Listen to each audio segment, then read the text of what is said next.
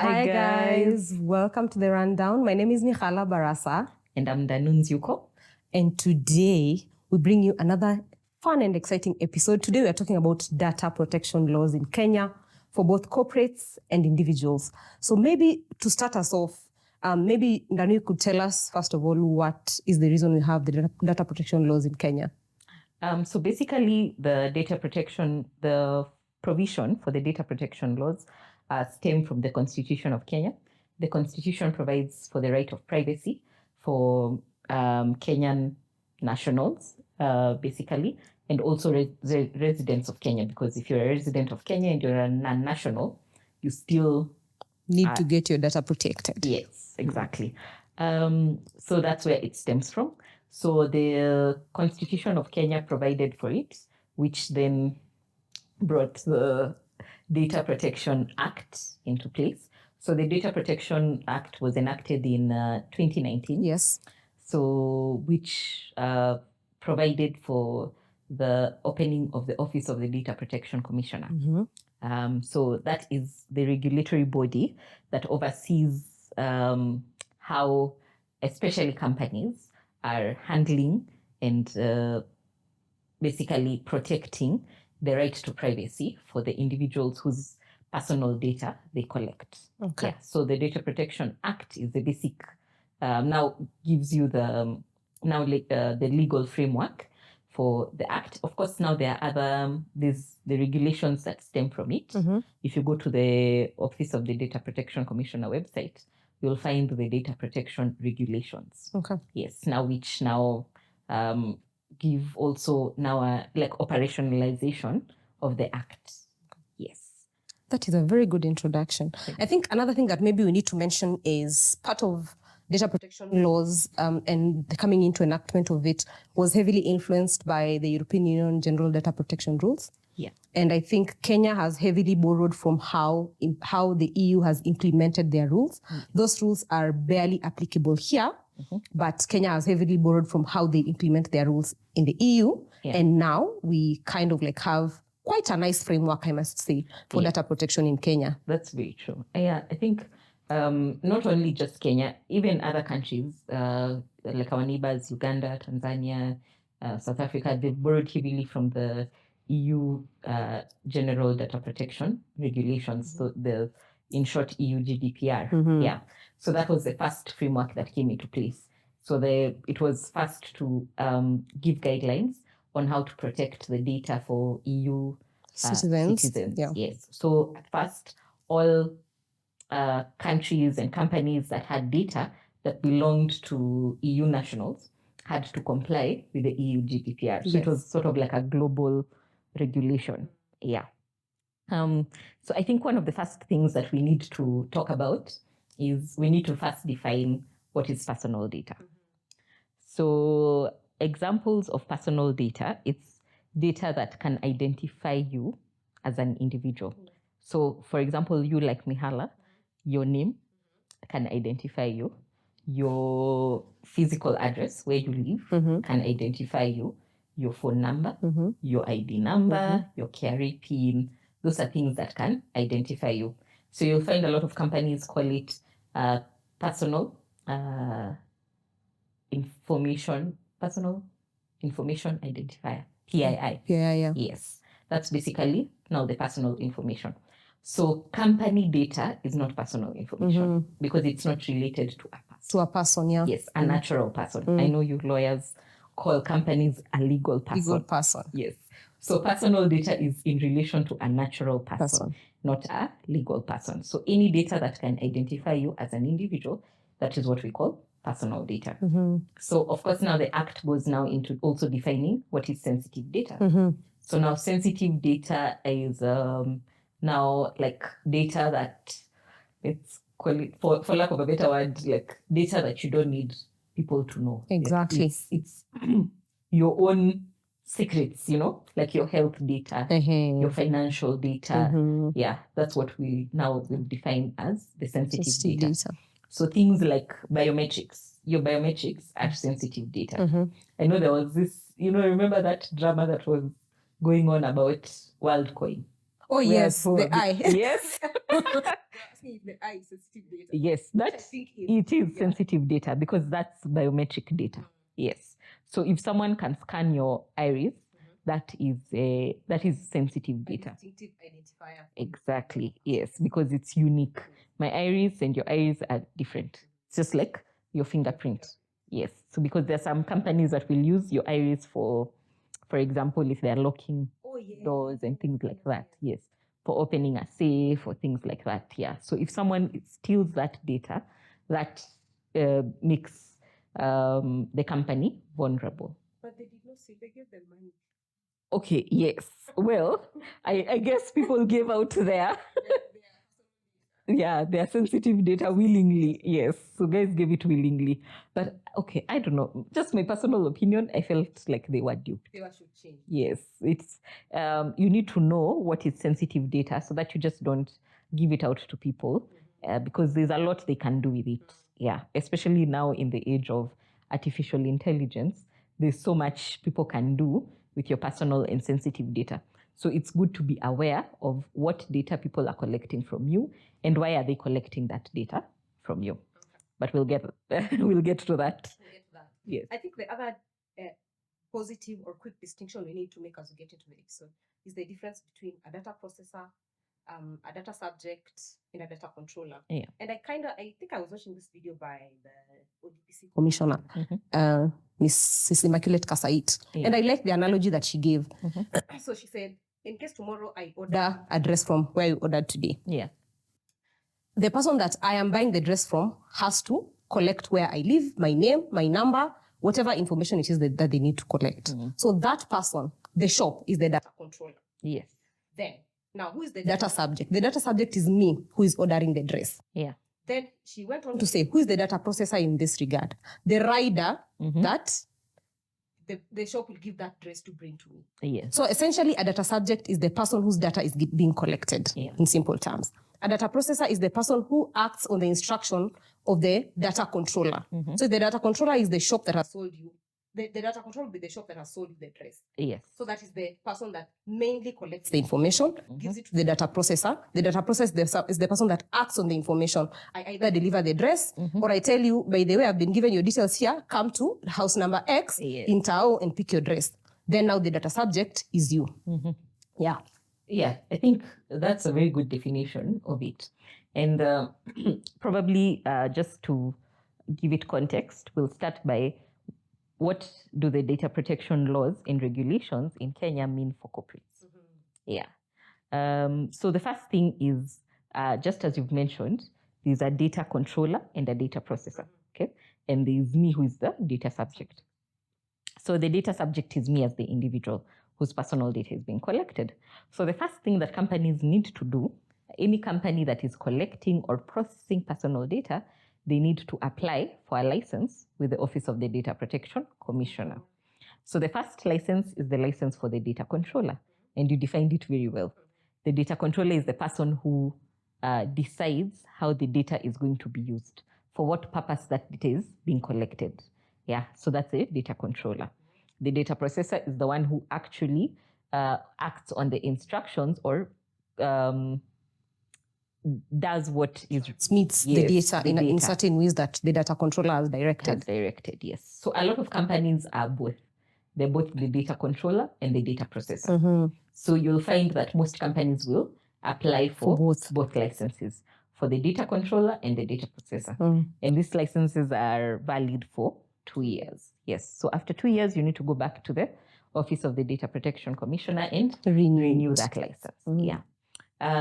So in terms of, so the expectation that the Office of the Data Protection, the Office of the Data Protection Commissioner. Yes, ODPC.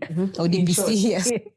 So basically what the ODPC expects from an organization is that they'll put controls and safeguards based on the regulations that the ODPC has given in terms of data protection. So these guidelines are mainly on the 8 principles of data protection. So as we had mentioned, you'll find even when you look at other laws like the EU GDPR and the other country laws, you'll see that these principles cut across. So once you get it right through the EU GDPR, it's basically what you get right in Kenya. Yes, Yeah. exactly. Yeah. So maybe you can start us off with the first principle. Before we get to the principles, and because you're a compliance person, I want you to heavily discuss the guiding principles. And there's a reason for that, and I'll tell you why. We go back to the registration process. Now, this is something I have done for clients before.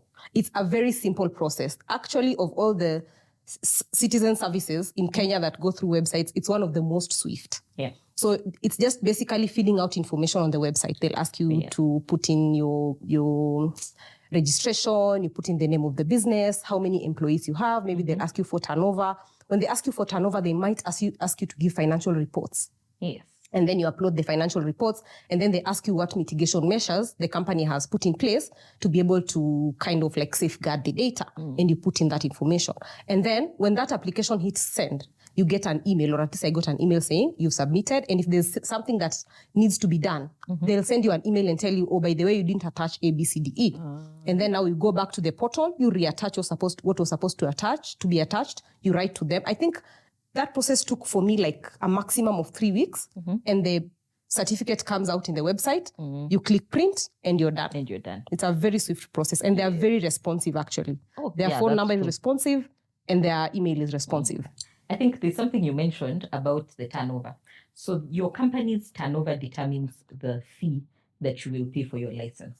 So depending on how big the company is, the license fee might be higher, but it's not really very expensive. But I think one of the reasons why they check the turnover basically gives them like a determination of how much personal data You are likely collecting. to collect. And what risk your collection carries, I think, can be determined by the amount that you're making in a year or so. Exactly. Yeah. So that makes sense.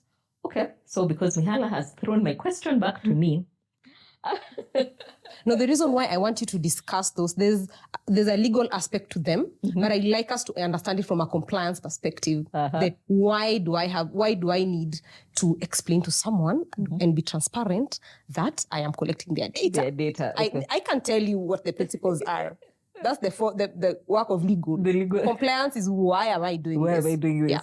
And how can I operationalize it in the business? Yes. Okay, it makes sense. So you're starting to understand the difference between our jobs. Okay. So basically, the first principle is lawfulness. So this means that you need to have a lawful basis for collecting personal data. You need to know the reason why you're collecting people's personal data needs to be backed up by law. If there's no lawful basis for collecting of personal data, then you shouldn't be collecting personal data. That's the first thing. The second thing is now the fairness and the transparency. So as you're collecting personal data, you need to collect it in a manner that's fair and transparent. You need to explain to the people who you're collecting their data from the reason as to why you're collecting their data. They need to know why you're collecting their data, what you're going to use it for, how you're going to store it. So there's a lot of transparency around data. You need to be very transparent with data. And I think that's where the issue of data consent came from, because of that transparency. Because you'll find a lot of companies will ask you to consent when they are collecting your data. And that consent clause needs to be very clear.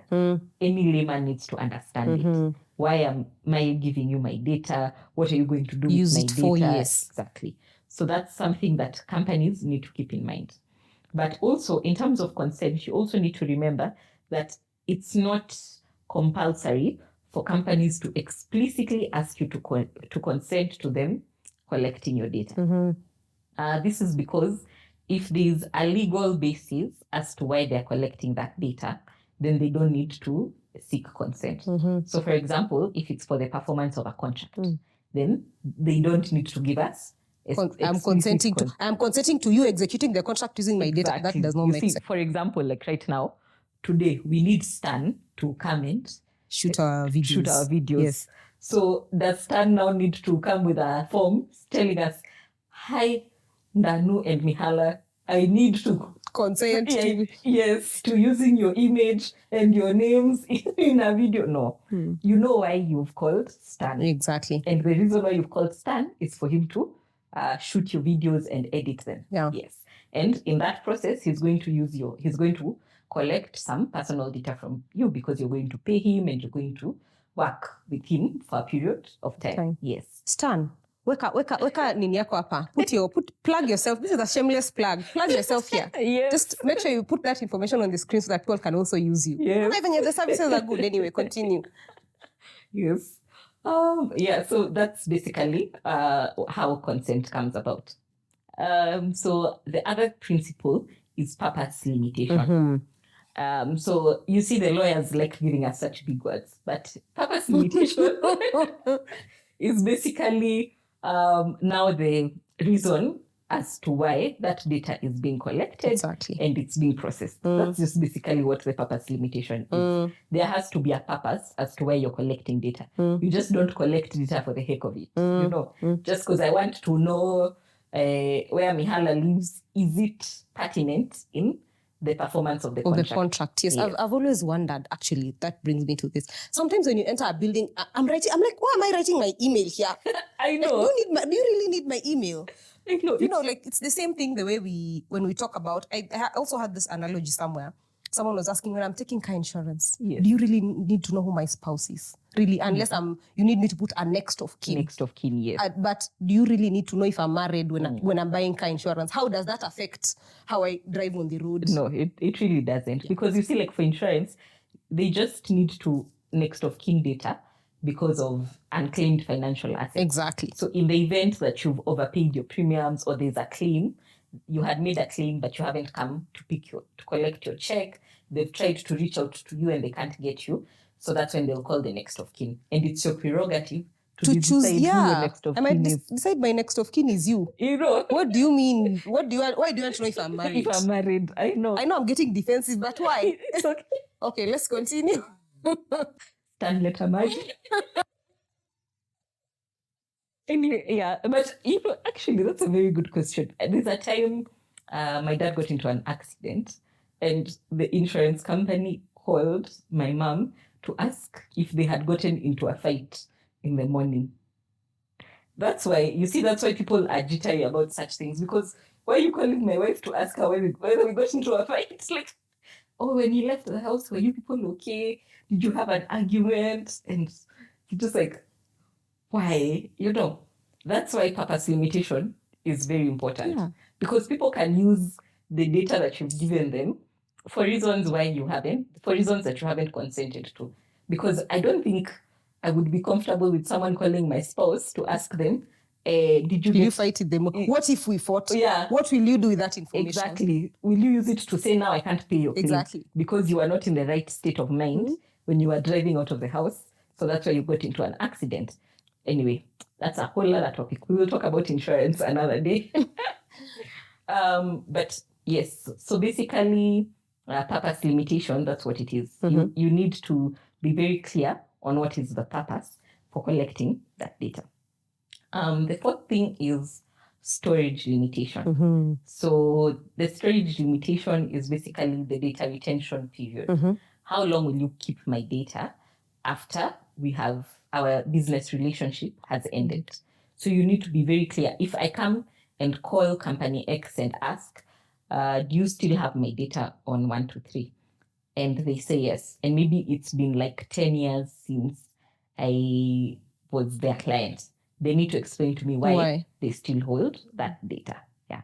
So there is a storage limitation principle. And that's why companies need to have a data and document retention policy. That's what guides how long they will keep personal data, how they will keep it, will they archive it? Because I know sometimes, especially for financial institutions, they might not want to destroy that data because someone can come 10 years down the line, 20 years down the line for a claim and things like that.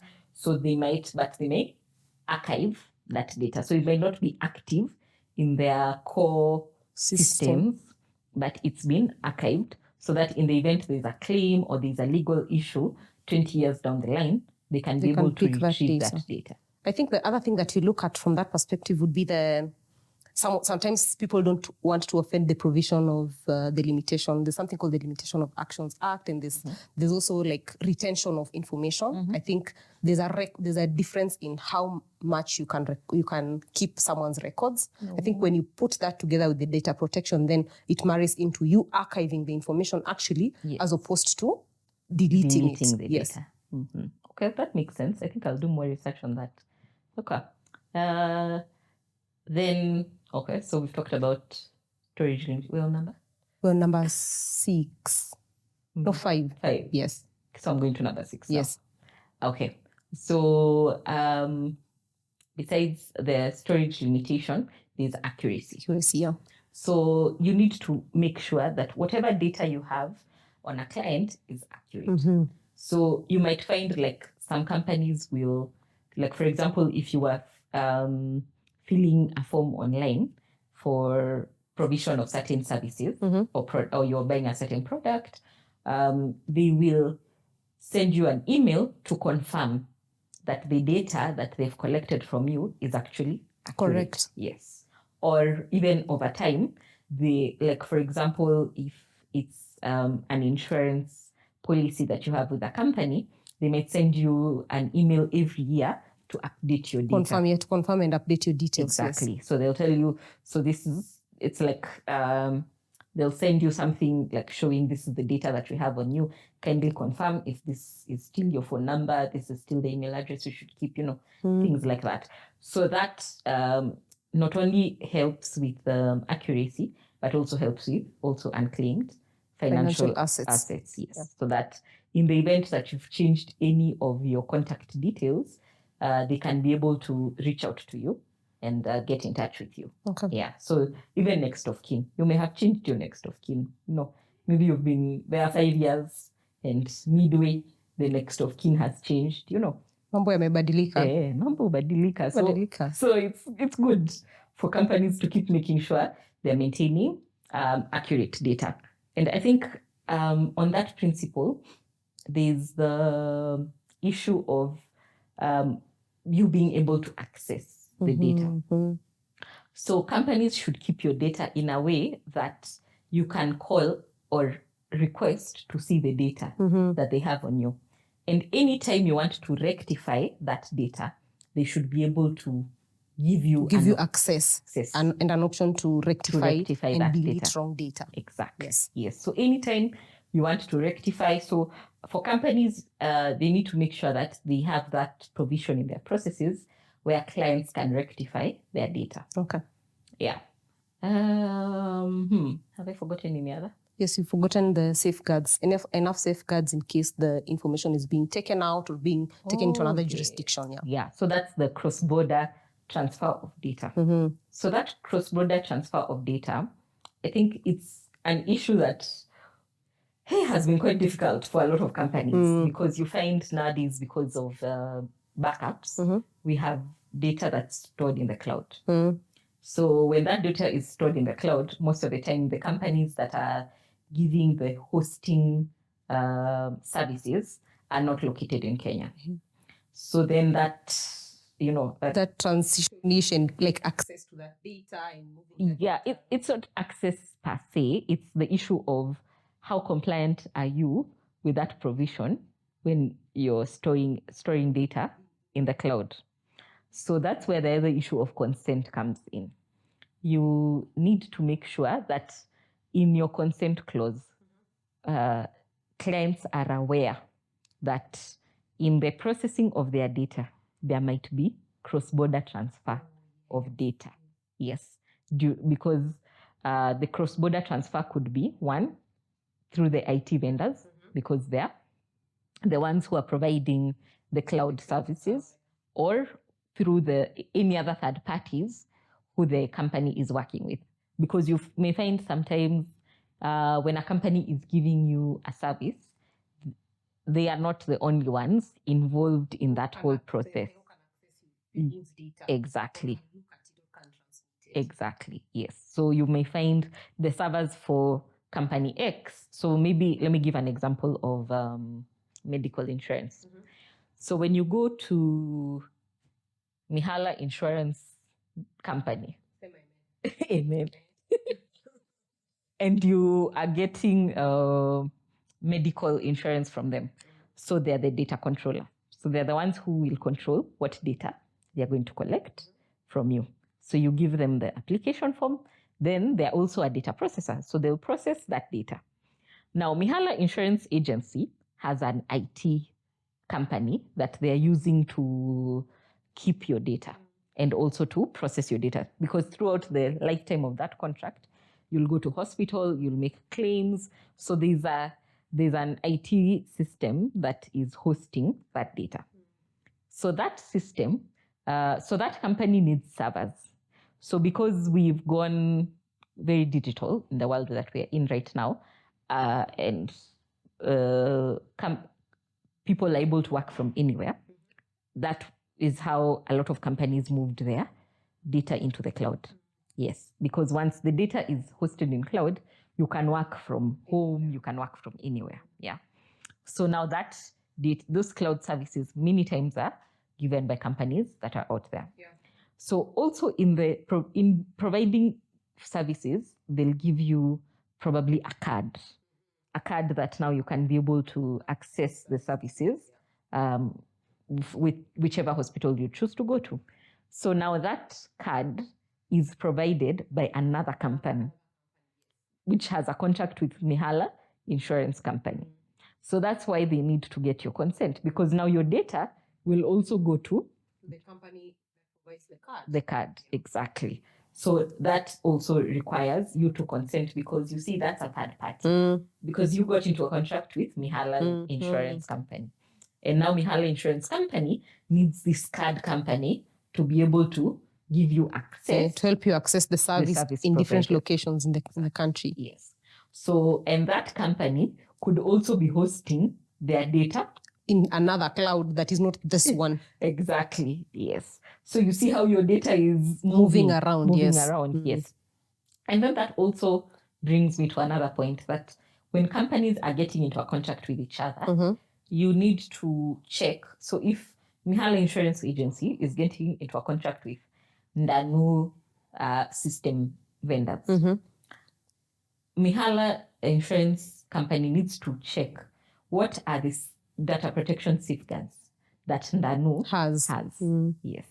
So that you can protect your client data, because the client doesn't know Ndanu. The client knows Mihala. So the client will come after me, by the way, because I'm the one who's disseminated and dealt with your data the way you don't want me to. So now you need to know how Ndanu is keeping your data, how Ndanu is keeping your client's data. How are they processing it? Where is it being hosted? And also to make sure that they don't use your client data for any reason besides what they have given your client, their client's data to you for. Consent for. Yeah, exactly. Okay. Yeah, so that is another thing called a data processing agreement. Okay. But I think that one will be a topic where maybe we can tackle it another day. Yes. On this channel, we'll do a lot of overviews for the next few episodes, because you're trying to kind of lay a basis for everything. Exactly. I think then we go back to the issue of consent, and there's something there that I needed to discuss. Initially, when we were talking about consent, you were saying, if I have lawful use for the data, then I don't really explicitly need to get your consent. Yes. But also you need to understand that as an individual or as a data subject, you cannot unfairly withhold consent. Like there are some instances where, like, let's say, I'm walking into a building and you need me to access. Yeah, I cannot withhold my consent at that point. And that is something I want to discuss a bit later. But there's that place where you don't, in fact, sometimes you don't even need to give consent for lawful use. Yes. And then there are some instances where you say, okay, I've given you consent up to here. The rest of it, I can't give you consent. So you can give part consent.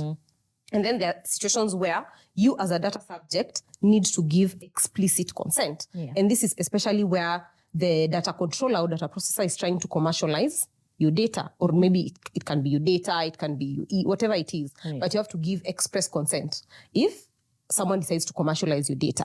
And in some instances, actually, the law will say, in the event that you decide to commercialize someone's data, kindly distort it to the extent that when I see it, I see a general population and I don't see just this person. Like if I say a 22-year-old who lives in Kilimani, on apartment XY. I don't even put your name in apartment XY and is light skinned and is of ID number XYZ. That is not distorted data. If I say maybe a 22-year-old from Kilimani, probably, or you can find a way to distort it as the user of the data to actually make your point without really going into the specifics of the data. That makes a lot of sense. Okay, that's interesting. So also, I think one of the things that I've seen people sometimes get confused about, because there's all these stories with companies that they call data governance. So data protection and data governance are like, they work together, but there are also some Differences, yes. Some differences. So data governance will go into now the company data, the classifying of the company data. Who owns that company data? Yeah. So now that is something different that maybe we'll talk about another day. So that is, because I know some people will ask, okay, so my company data, how am I safeguarding it if the law is only protecting people? Yes. Yeah. Personal data. So that's a whole other topic. I think we will give it time. Maybe get a guest who is well versed in data governance. That would be nice. Yes. Yeah. Yeah. So I think the other thing that we needed to talk about is, for an individual, what does the Data Protection Act mean for you? I think we've touched on it a bit as we're talking about what companies need to do in terms of putting safeguards for data protection. So the first thing is you need to know your rights. Okay. It's very important to know your rights. So knowing your rights is not only in relation to the government. Actually, it's even worse with private citizens, because they are actually the people that you interact with on a legal level more than the government. Yes. Yeah. So you need to know your rights. What rights does the law provide for you? So the first thing we said, it's your right to privacy. So you have a right to privacy. Your personal information should not be used in a way that you don't know. Okay. Or you don't agree to in instances where you have to agree. Exactly. Yes. So that's the first thing. And then secondly, you also need to understand who has access to your data. Okay. So I think one of the things that has been bugging my mind is, in this digital age, how do we protect our data? How do we know who has access to our data? Because right now it just feels like you open a website, there's some of your data they've collected. Exactly. You go somewhere, you walk into a restaurant, you have to scan the menu.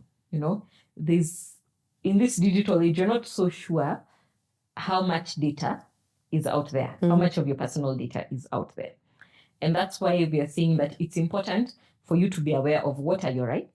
Secondly, when someone is collecting your data, even if it's online, you need to know why are they collecting your data and how are they going to use your data. So even when you're walking into buildings, maybe Mihala will tell us about that issue of walking into buildings. What type of data should we leave at the entrance when we're walking into a building? Should we leave our IDs?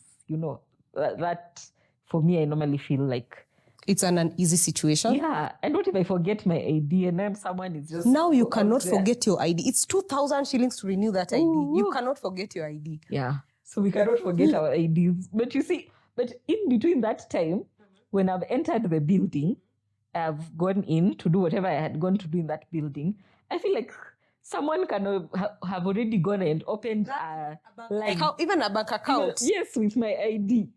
Isn't that too much of a risk? Actually, it is a risk. And I do understand that risk. But when you look at it from maybe like a government perspective and what probably the laws they've put around it, I think there's something called the private security something regulation. I can't remember the third word. Private security regulation. I forget the fourth word, but something like private security regulation. Like I can find it and then Stan will put it here. That regulation actually allows people at the entrance of buildings to collect your data. So your name, your phone number, your ID. And it actually allows them to retain the ID for the period that you're in the building. I do not know where that regulation came from, but I know for a fact that they are allowed to do that. So I used to get very jittery when people ask me for my ID, and I know someone can go and open an M-Pesa shop or whatever business they want to open out there with that information. But as per that regulation, then there is need to there is a legal basis for you leaving your ID in front of a building. The things like maybe why do you want to know my age when I'm getting into a building, or why do you want to know my, unless I'm getting into a sherehe place, why do you want to know my age? And then the other thing also around that, the issue of leaving your ID at the entrance of buildings, I think was also fostered by the current issue of quote unquote trigger alert femicide. So again, that is one of the discussions that people are having around. This is why this regulation came into play, so that you can know who is getting here. Do you have a book where we like put the records of people who've gotten in and who've gotten out, and A, B, C, D, E? And is this data that you're leaving at the doors and in this website verifiable? Because they say on the Airbnb website, this person left, one of these people left a fake identification. Okay. That verification of ID is, it's a bit difficult, because I know, like in Kenya, we have a website, the IPRS, is it a website? A platform where you can verify people's IDs. But it's not, if you're giving an online service, if I put my name as Mihala Baraza and I give out Mihala Baraza's ID, how will that building know or that person know? Yeah, I also get that. Yes, in as much as you can go online and verify, you can go to the IPRS platform and verify and say, oh, okay, it's a valid ID. But is it a valid ID for that person? Okay. Yes, because it could be. It's a valid ID, by the way. Yes. Validity nayo iko. Ni yako though. Exactly. I get that point. Yeah, so I think we need to, that's something that in terms of regulations, that the government needs to really think around the IDs, the collection of IDs and things like that. Because it's not necessarily that I will give out my ID. True. I can give out a fake ID. Exactly. Or someone else's ID. Yeah. So as we're saying, like for individuals, as long as you know your rights, that's the most important thing when it comes to data protection. How is that company that is collecting your data, or that person that is collecting your data, why are they collecting your data? How are they going to use your data? For how long will they keep your data? Can I be able to access that data, to rectify data? Can I be able to unsubscribe from marketing materials? So I think that's something we forgot to talk about when we were talking about the corporates. So for companies, for you to be sending out marketing material, people need to have consented to receiving marketing materials. Yes. So if they haven't consented, then you shouldn't be sending out. So if you want to send out marketing materials to people, you need first to send maybe an alert asking them to consent. Do you consent? Those pop-up messages that come on your phone, do you consent? And you say yes. And yes. And sometimes, especially even as we wrap this up, sometimes you get a rider marketing message on a service. So maybe you buy data and Safaricom asks you, do you want to be listening to Skiza Tune X or to be getting this and this and this? You can say yes or no. And even after you've said yes, they have to give you the opt-out option. If I decide tomorrow I don't want to listen to this, or I don't want to get these messages, it should be clear in the message that, yes, I can be able to opt out of getting this. Some companies where you sign up for a service today, they send you like 52 newsletters, 32 messages every day, every minute. Like, I don't want to see this anymore. You try to unsubscribe, you're not able to unsubscribe. Those companies need to be able to give you a way to unsubscribe from their marketing materials. So I think that's something important that you need to know as an individual. But as Mihala has said, over time we will keep giving you more information as we drill down into details. So I think one of the future episodes will go down into details of the operationalization of the data protection controls for a company. I think before we close, there's something I think you need to mention about the Data Protection Tribunal. Oh, yes. The Office of the DPC has a tribunal that hears and determines cases that are related to misuse of data, or abuse of data. And I like that concept for two reasons. One, because our current Chief Justice, whom I love so much, our current Chief Justice has this thing called social transformation through access to justice, which kind of like tries to empower the public to get fast access to justice. And this is one of the fastest tribunals, like, because it only hears and determines cases to do with data protection, then it determines our cases very fast, one. Number two, of course, if I'm sitting in the office of the ODPC and I'm sitting in this tribunal, I am a data expert. So I am better placed to give you a more detailed judgment on data protection and data privacy, as opposed to probably, and I'm not saying our magistrates don't do a good job, they do, as opposed to a magistrate who sits in Milimani and hears a myriad of cases. If I hear data protection cases for like an entire year, when your case comes before me, at the, like, a cursory perusal like this, I know this was violated, this was violated, this was violated, and they publish this rulings and judgments on their website and on LinkedIn. I think they've done a very good job, actually, the ODPC, a very good job of sensitizing the public on LinkedIn. Yeah. Now you know. I'm not saying you go sue people, but now you know. But now you know how to do it in case you need to. Shall we wrap this up? Yes, we can. Okay. Thank you so much for joining us today. Please remember to like this video, subscribe, tell a friend to tell a friend, tell your friends that there's something happening on this channel. We need a little bit of traction. And remember to follow The Rundown on Instagram and on X. It was called Twitter before. My name is Mihala Barasa. And I'm Danu Nziuko. Bye. Stans tulikuambia leo watu wa kusumbua sana.